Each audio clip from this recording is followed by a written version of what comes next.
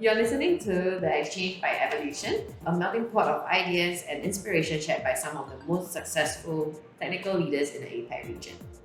I'm Roseanne, consultant, one of the consultants in Evolution Recruitment, and I help to connect businesses with tech talents, and today I'm your host. Yeah. So, yeah. Okay, so welcome. Let's welcome Harry from ZunoCarbon and Frederick from Greenerre. Harry, would you like to start introducing yourself? Yeah, sure. My name is Harry. I'm one of the co-founders and the CEO of ZunoCarbon. So we're in the sustainability business, and we're trying to help companies, small, big, anywhere in between, to help them to get to net zero.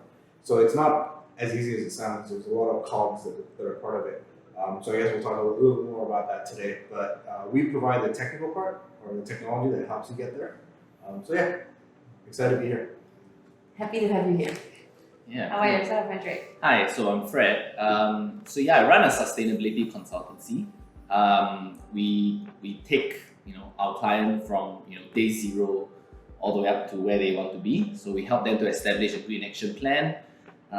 We do the on the ground analysis of what's their consumption in terms of energy and carbon footprint, and we help them to get to the optimal position where they want to be. Through implementation of technology and stuff like that. Understand. And I guess the topic that we will start on discussing today would be like a part one version of introduction to GreenTech. Yeah. I guess we have to differentiate between green tech and climate tech as well, because that's something that often is misleading. Yeah, and people tend to not understand the difference between them. So let's just start on the introduction to GreenTech and its fundamentals. Yeah. How do you want to take? Go for it. So my understanding for GreenTech is very much focused on the carbon aspect, the environmental aspect. Typically focused on the ground, hands-on initiatives. Where there's that immediate environmental impact, such as a robot that cleans up rubbish on the ground, autonomous boat that cleans up plastics in the ocean. So that's sort of like more green tech. Climate tech takes a more overarching approach where carbon accounting software, green finance tools that could fall under climate tech as well. Yeah, but at the end of the day, I still think there's overlap. It's the same, yeah. Right. So there's climate tech, green tech, clean tech. Sustainable tech. So at the end of the day, it's just people trying to use technology to solve the very real problem that is climate change. Right. So it can come in different forms, like hardware, robots that help you to clean up the oceans or whatever. It could be software solutions. Yeah. It could even just be like greener cloud computing, which is not something that people think about immediately, but it is. It is happening. What is a greener cloud computing? So like companies like AWS, Google Cloud, they provision the servers in these giant server farms, right? And these things take a lot of energy for cooling, for operations. Right. So there are companies out there that are experimenting with newer ways to do it. So there are ones that are submerging their servers in water, cool, without using electricity. Oh. Yeah, there are even passive cooling systems where they don't use any air conditioning. They just use the ambient room temperature. But it doesn't work in Singapore. It could. It could be underground, so it's underground. Yeah. The passive cooling works. And then I think there's a lot of initiatives from architects as well to create labyrinths under buildings where the natural flow of the air will take away some of the heat from the building. So there's a lot of ways people are innovating there, which also falls under green tech or clean tech. Right. But you would conventionally think of it that way. Right, and I think the big question is what makes you passionate about this space, because not everybody has a passion for green tech. How is it that you feel that this is where I want to be? Well, I think it's kind of a no-brainer for people in our generation, because forget about the tech part, just think about the green part, right? So if you're one of the few that deny climate change, and I don't know, this is not a platform to argue about that, but these signs are apparent. I mean, Singapore itself is getting hotter. There's so much more rain, and it's not just here. If you look at in the U.S., the forest fires, wildfires are destroying parts of the West Coast, and then you look at other island nations, right? Sea levels rising. So it's a very real threat. It's about how you go about solving it. So there are people who are passionate and try to go out there, try to make social change, get governments to take action. And then there's the other side of the things like us, where we are like, okay, there's an incentive. You have to incentivize the whole process, right? If you don't give them an incentive to change, I mean, they will not be. There will not be a motivation to change. So I think that's what motivates me. And like as an engineer, I know that there can be steps taken to at least soften the blow, if not completely solve the problem. So why I sit on the sidelines and wait while you can do something. Yeah, I think it's interesting that you brought up, your engineering background, because my background is I'm a scientist. Oh, cool. Right. So for me, it's studying climate science. We studied Antarctica. We look at how ice sheets are melting, sea level rise. I studied geology, extraction of resources. We look at geological history of the Earth.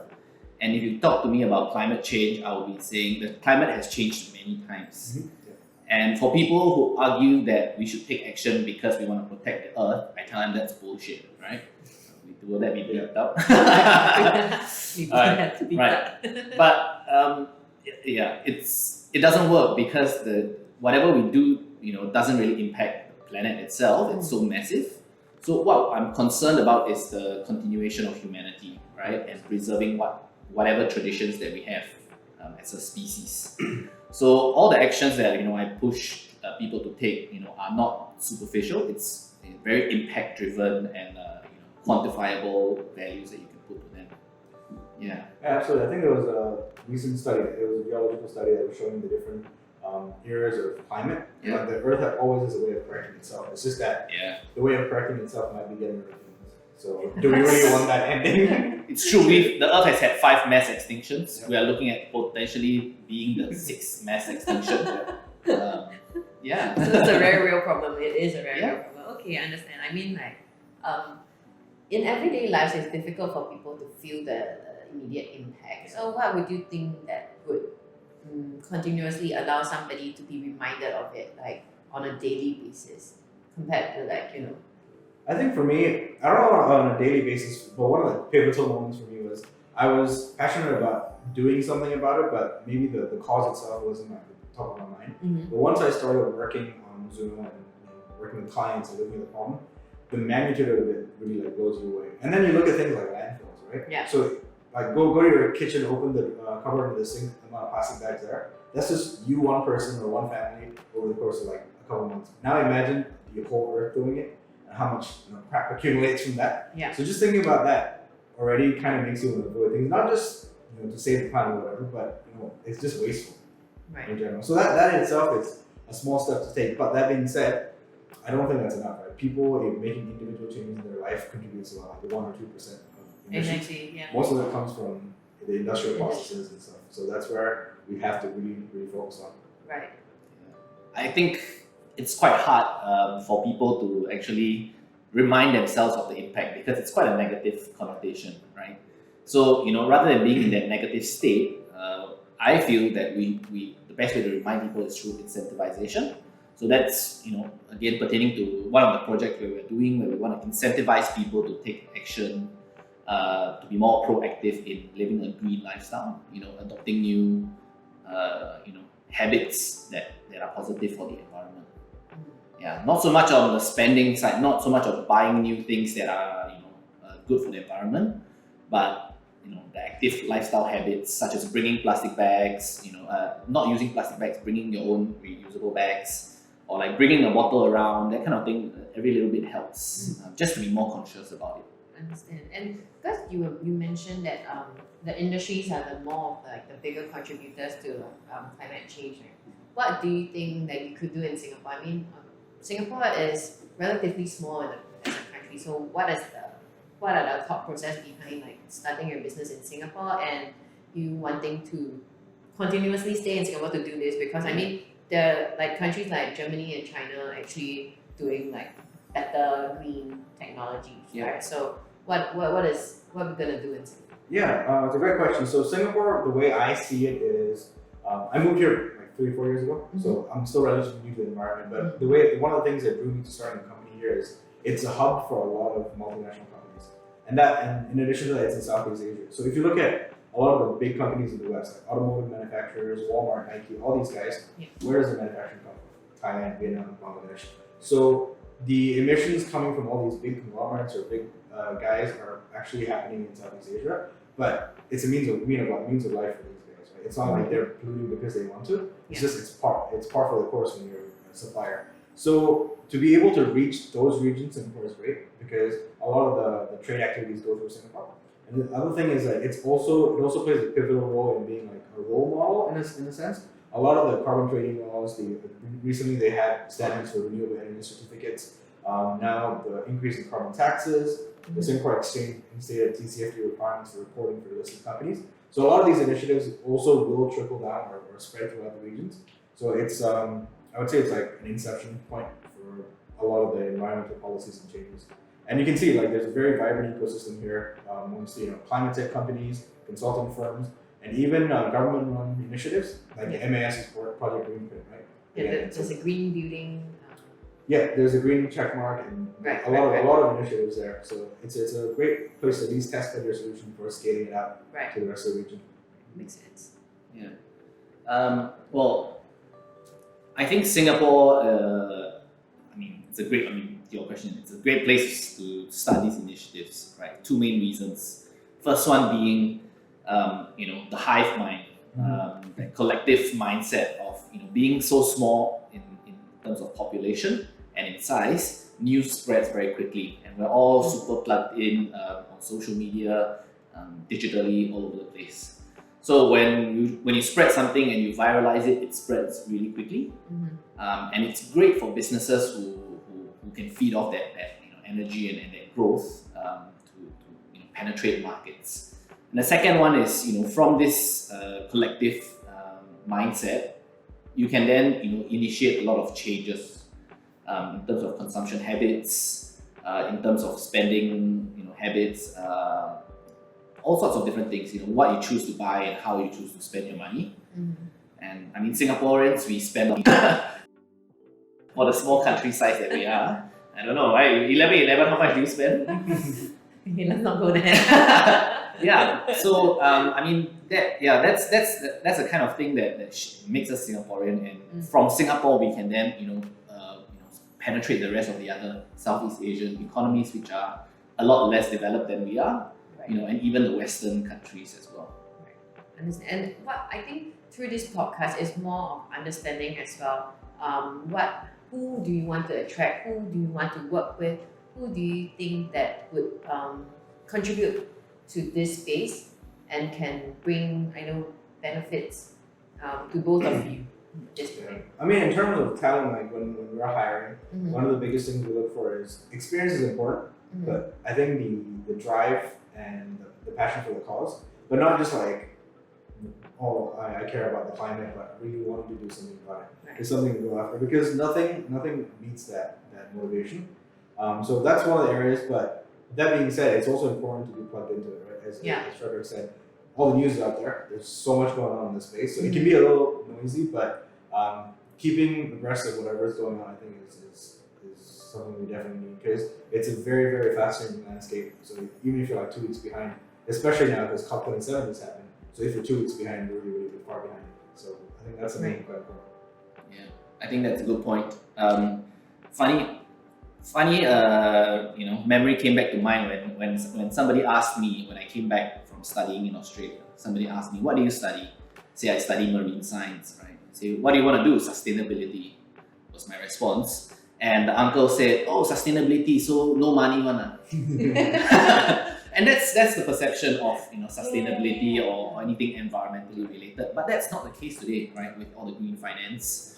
So obviously from the start there's a lot of passion that's involved. Not at a superficial level. If it's at a superficial level, you see the attrition rate is very high, and people who are still doing what they do 5 years, 10 years, from when they started, these are people who really care about what they want to do. These are the people that we ideally would like, young and old, because you do need people of like-mindedness to help spread that message.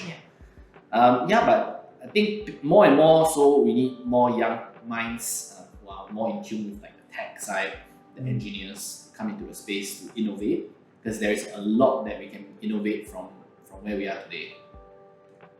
And evolution of how sustainability was, segue to the next point, right?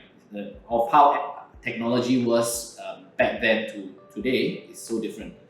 When I first started my business in Australia, GreenTech, right, was a few $1 million project for fishery to upcycle that waste that otherwise runs off into the river or into the ocean and causes pollution, right? Then coming back to Singapore today, as simple as $5,000 to $10,000, digital solutions are another way for companies to go green. So you've got one which is very high entry of approach, which requires a lot of capital. But now we are finding ways for businesses to take that first step, in a small way to sort of become more and more sustainable. And which is why we need more developers, we need more engineers to come in to innovate in the space. Right. And even if they have no experience, how are they going to get into that space? Like they have the interest, they have the passion. Yeah, I a lot of the skills are transferable, right? The domain knowledge is something you develop or you research, but the critical skills are the actual technical skills that you have, or even in some cases soft skills. So when you hire sustainability consultants, you need them to have project management skills, client-facing skills, but the domain itself is something that can be picked up by anyone, almost. Okay. And similarly for the engineering side, right? Developers, even for us as Zuno, we can't say we're only going to hire developers who create a clean tech platform before, because what we're trying to do is we're trying to build a solution that no one has ever built before. So and you think about any big tech company that was once a startup, right? It's the same approach. You can't expect Apple or Microsoft to have hired engineers who have built a PC before, because they're the first ones to build it. Yep. So that kind of transferable skills, it's a subset of skills that you can put together to build something new or better. And so it's not restricted to people with experience. It's restricted to people who want to do it. Yeah, I think that drive is very important. So for myself, even prior to university, when I was planning to build an underwater city, a lot of it was, doing my own research about the feasibility of the science, the technology, where we are, 10 years ago. And, from then, when I went to university, I realized, actually more than half of what they've taught in the university, I've already self-studied and I've learned on my own. And it's just about putting all that knowledge into a certain framework, right? Which is easy to do. If you want to learn how to do climate accounting or carbon accounting, you go and take up a course with TCFD, GRI. It's only about 1 or 2 months, or half a year at most, to get certified, and then you can, actively be involved in this green space. Oh, okay. It's a very low barrier of entry, and it's a lot of fundamental, science that we already have learned about in primary school. Right. It's just how you apply it to whatever you want to do in the space. Okay. Then, as you mentioned, it has to be like a good incentive, right? Yeah. If we're talking about all the different tech space, how will green, or rather green tech, be on par with finance tech or like insurance tech? All these are like a lot more revenue, right, compared to like green tech. So can we ever see like green tech being in that space, or? Yeah, I think so, because especially now as we go forward, both carbon accounting or carbon taxes and everything is intertwined with the financial sector. So a lot of the incentives coming from the governments are green financing, are carbon credits, carbon trading, carbon taxes. So it's both the carrot and the stick. So I would say it's on par with that because there are financial implications to it. And then secondly, I would say it's a much more complex problem to a certain extent. So if you're building a financial platform, you're bringing together data that's already in dollars, whatever currency you're in. But if you're building something to do with the climate tech and you're trying to measure your carbon footprint, it's kilograms, it's dollars, it's liters, it's gallons, it's all these like intangible value or different units of values and some intangibles that you're trying to convert into this one metric. So the problem is a lot more complex, a lot more investments going into it. So there was recently a report released by one of the consulting firms that said on average, MNCs spend about $1.4 million every year just on professional services to just do the accounting, carbon accounting part. So if they're spending that much resource on just the accounting part, imagine what will go into the financing aspect of it. Right. And this is just a stepping stone towards that. So I'd say, you've seen the downtrend for a lot of the other industries. FinTech has experienced a bit of a lull. Crypto is a pretty big lull. But there's still quite a bit of money out there in the ESG space because it's a perennial problem, right? It's Yeah. not something that will go away when the Yeah. economy comes back. Yeah, exactly. Okay, sure. Well, I think to add on to that, I think it depends on the time frame horizon that you're looking at. Even if you're looking by 2030, based on how carbon tax is increasing, that's the amount allocated by government, to fund these areas is going to increase proportionally, right? Which is the reason why we even have carbon tax in the first place. If you look at a longer timeline, right, 2050 net zero by 2050, put into perspective, right? If HDBs were now replaced by heaps of trash of that same height, wouldn't you then spend more money to want to try to remediate that? Yeah. So by that, logic, we would definitely see an uptrend in terms of green tech, and the money and funds being put into green tech, in order for traditional businesses to become more sustainable, or rather to innovate new ways of life, which makes it a lot easier on the environment and on us. Right. Yeah, to comment it from another angle as well, organic food, right? There's still a demand. Yeah. I mean, you look at it, it's like twice the price. I'm like, who would buy this? But A lot of people will buy it, and then sometimes you buy it too, right? Yeah. And the reason is because it's better for you, and it's technically more ethically harvested and all that. Same as like free range eggs. The same concept can apply to consumer goods, right? So companies can now spend more money in creating a sustainable product, but they can also pass some of that cost on to consumers who are willing to pay the difference just for the sake of a more sustainable supply chain, for the sake of a more sustainable product, or reducing their individual impact on the planet. So I think the scale of this can go all the way from the individual consumer who cares about it, influencing how the large companies are working. Right. Makes sense. Okay. I guess what we want to actually understand as well is how will ZunoCarbon help these companies or businesses rather, not just industrial, what are like the future of ZunoCarbon with different businesses? Yeah, I mean, industrial has been our focus because that's where the need is the most dire. But for us, we're quite agnostic in terms of our tech. So we've worked with customers in the F&B sector. We've worked with customers in the travel sector. So even though the industries are different, the problem is the same. It's a data problem for us. It's like, where do you get all these data points to calculate your footprint? Yeah. And the reason you can do that is because if you can't measure, then you don't know if you have to reduce, if you have to do anything at all. And based on our experience working with clients, the moment they do their first baseline, it's usually oh my god, that's a lot. Yeah. Rather than okay, that's much less than we expect. So really? Yes. Okay.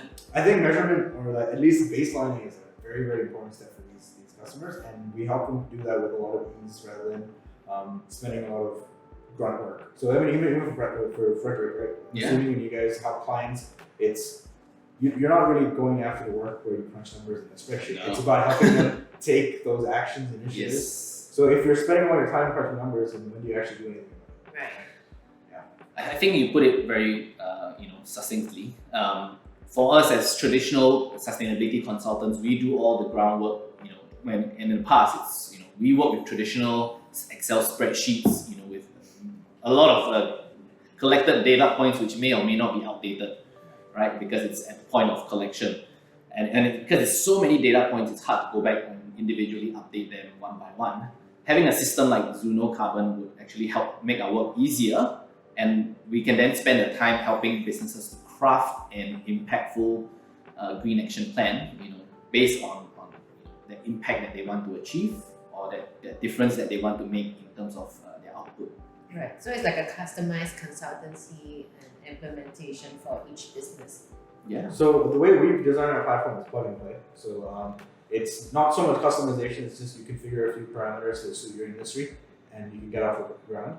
But the part that adds more value is what the consultants can do with that data. So we do provide recommendations in the sense that to identify some of the hotspots or problem areas, but that's where our chain of value stops. And then beyond that, it's up to either the company or the consultants to look at that data, look at the pain points and decide, all right, I'm going to execute this, but then not just I'm going to execute it, how am I going to do it, who's going to do it, and how do you measure the outcome. Right. So our purpose as a platform is to do everything up until that point, because whatever happens after that is something where you need human intervention, you need brains, you need people working together with stakeholders. Right. And the actual people to actually input the data for you guys. Not necessarily input the data. We automate that process as well. It's more of executing the strategy. So let's say your office here, you decide that you want to measure your carbon footprint, and you look at it and you say 5,000 metric tons a month. And you're like, okay, we want to get to net zero. So the platform will automatically collect data from your systems, like if you have any kind of IT systems or if you have travel logs, expense systems. And then based on this, we'll identify areas that you could possibly improve and we recommend it to you, right? And then with like possible mitigation plans. So what you can do, so for instance, we look at your energy consumption and say, if you switch to solar, this is the amount of carbon that's built into the solar panels, but this is the amount you would save by avoiding using like fossil fuels. But the execution and how you strategize the installation of this, because this is not even your property, it's a lease property, right? Yeah. So how do you execute this? How do you get this done? And then how does this impact your overall sustainability strategy or goals? That's where you need the real like brains behind it. And that's where the consulting comes in, the advisory comes in, and that's where your stakeholders have to be involved. Because if you go to a CFO and you say, hey, could you fill out this spreadsheet for me? I mean, at this point, you'll be surprised. A lot of Fortune 500 companies, they still do that. Yeah, where all these stakeholders have to fill in little questionnaires within either Google Forms or a spreadsheet. Yeah. So we're trying to avoid that situation so they can actually make the decisions that matter and work with like firms like Greenerre to get the ball rolling on that side. Yeah, we traditionally send them about 20 pages of Excel to fill up. It's a lot of information we need because end of the day, to establish that baseline is all information. It's all data points that we need to understand. And if you don't understand the business, it makes moving off from where you are today a bit harder, right? Otherwise, you just be randomly plotting anywhere along the chart. You might even be regressing without knowing it. So I think a very big thing of why this is important is one very big example. A lot of companies that do delivery, right, logistics. The technology. The push is move towards an electric fleet, right? But in essence, while you have a fleet of vehicles that are still working, if you just transition purely into electric vehicles, you're going to incur a large carbon footprint in terms of the manufacturing and all that, which they may not know that what vehicles they're using today are already quite optimal in terms of the delivery process. Right. So I think establishing that baseline is where ZunoCarbon comes in. We come in, Greenerre or other consultants can come in afterwards to then look at that benchmark and advise companies on how to, where to go from there, and what are potential solutions that can be explored. And in terms of if you're coming back to the point of who should be coming into this space, right? I personally believe people who are jack of all trades do very well in this space because they are able to just randomly connect the dots like a beautiful mind. And you can matchmake, and it works fantastically in sustainability, right? You have companies in France which are power plants, and you've got fish farms next to them because of the cold climate. They use the heat, to warm up the water so they can raise tropical fish in temperate regions, which are more productive than temperate fish. So these are the kind of systems that you need to understand across different industries, across different sectors. To piece them together to find the most kind of ideal outcome. That's very interesting. Yeah. Okay. So I guess now this would be like the part one of our podcast because we will want to talk more about how this would be incentivized. This would be a good revenue stream for the green tech industry and how we can, I guess, further probe into why people should be a part of this industry. We are here to raise awareness and also educate people in this space. Yeah. Right. So do you all have anything else you want to share for part one of green tech? I think it's a very exciting space, so hopefully more people come in. And in fact, we do see a lot more people entering the field. Because when we hired our first sustainability analyst back in 2021, early 2021, we had like a handful, maybe 10 candidates. But now you put applications out there, we're getting in the hundreds, close to 1,000 sometimes. In Singapore, yeah. So you're seeing a lot more of a transition from traditional consulting, from traditional IT into sustainability. And a lot of times you interview them and you discover that, everyone in somewhere is passionate about the cause, but the ones that are willing to do something about it. So especially when someone's switching from tech at one of the bigger tech companies in Singapore to fields like this, they're obviously taking a pay cut, but they're they're happy to do that because it's something they're happy about, passionate about doing. Because I mean, not to crap on any industry, but how exciting is it to work on like insurance? It's cool in some ways. It's good money. Precisely, it's good money, but like and it's something that one of my colleagues, so he worked in consulting for 20 years, and then he decided to join us earlier this year. And he was saying that during his first or second, he was like, man, I feel happy to like wake up and come to work again. So it's something that people feel passionate about because you can see the tangible impact of it in a lot of cases. And it's not just about helping big companies reduce, because at the end of the day, it's also about showing that impact as a country. Yeah. Because Singapore is also committed to net zero. So how can we help them progress towards the national goal, which in turn helps us all, right? Because if carbon taxes go up to $80 per ton or whatever, it also will be passed on to us as consumers. Yeah. So it's in our best interest that That's true. everyone reduces their carbon footprint. Yeah, they will definitely pass it down to us. Yeah.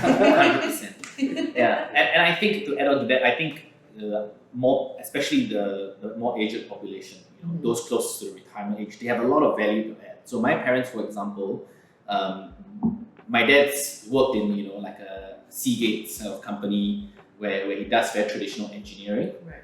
and they don't think about sustainability until they learn about sustainability. Right. And when they do, they actually come with very innovative solutions on how processes, which they've been doing for 20, 30 years, could change. And it's just a thing of out of sight, out of mind. And if they are not looking at it, it's not something that they've considered. So hopefully we get more people who are more mature, looking at the podcast, watching it, and interested to find out more about how they can change, Oh, in definitely. their own spaces. Yeah. Just to add on to that, actually that's a very good point. Like education is such a huge thing in sustainability. Yeah. Because back in 2020, when we first started working in this sector, we went to a lot of companies. We had solutions that would meet today's demands back then, but they're like, oh, sustainability is cool, but I don't think we have the budget for it. It's not at the top of most people's priorities. Yeah. And as you see, like in 2021, more people became aware of it because of all the global initiatives. People started talking about the UN SDGs when no one even knew what SDGs were like a year before that. And then people got more and more educated about net zero, the efforts and initiatives countries are taking.